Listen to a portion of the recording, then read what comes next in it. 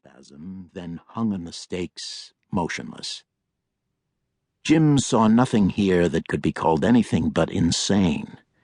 He turned his attention to the man standing atop the tumbled-down masonry of an ancient wall, holding his hands up in a welcoming gesture. His expression and bearing made Jim wish to turn tail and run as fast as he could, as far as he could. He had never seen this man before, but his description fit with what he had learned from Pug of Sorcerer's Isle and a demon master named Amarantha.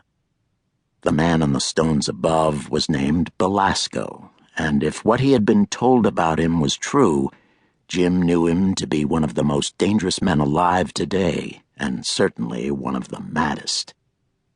With a sweep of his hand, the magic user conjured an image, a shimmering likeness that hung in the air above his head, and which had the robed mob at his feet cry out in supplication and awe. The image was of Dahoon, and from what Jim had been able to learn over the last 6 months, the appearance of his likeness, as if he stood here in the flesh, meant his servants were closer to opening a portal for him.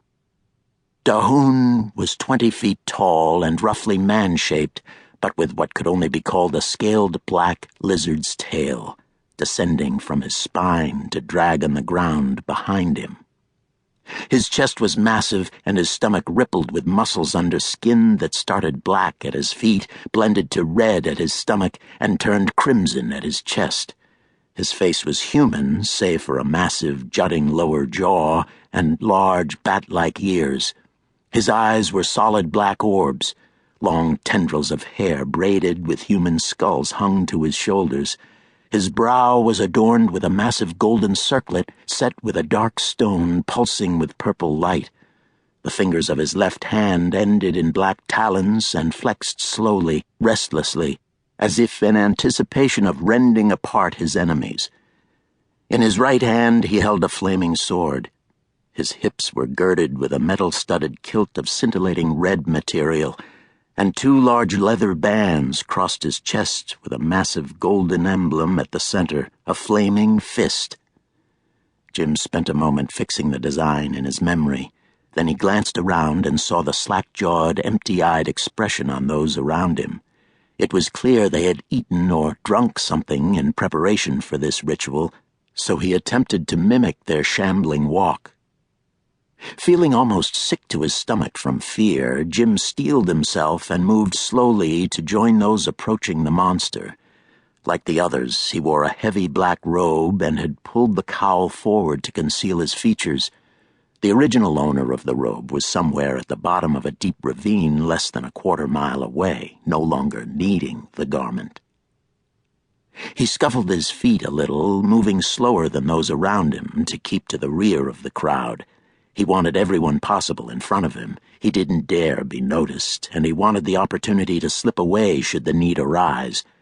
He kept his hands up inside the sleeves of his robe. One hand held a dagger treated with a fast-acting poison that would render anyone cut unable to move within a minute, and the other a device constructed for him by a master artificer in Krondor, a ball that, when shattered, would emit a brilliant white light for 10 seconds, more than enough time for Jim to slip away.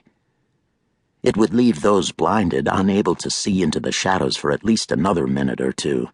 Jim had a well-earned reputation for being able to slip away given the slightest opportunity, and with this crew he knew slight was the best he could hope for. From the human onlookers, anyway. He couldn't be certain that everyone in attendance tonight was human. Jim swallowed hard again and paused, forcing himself to confront the image of the monster above. Belasco raised his hands again. Jim took only a moment to conclude the magic user was madder than a bug trapped in a bass drum. What was projected before the crowd was as horrifying a sight as Jim had ever witnessed, yet the magician was laughing like a delighted child. He was calling out to the faithful, but Jim wasn't quite close enough to hear the words, only the indistinct sound of his voice.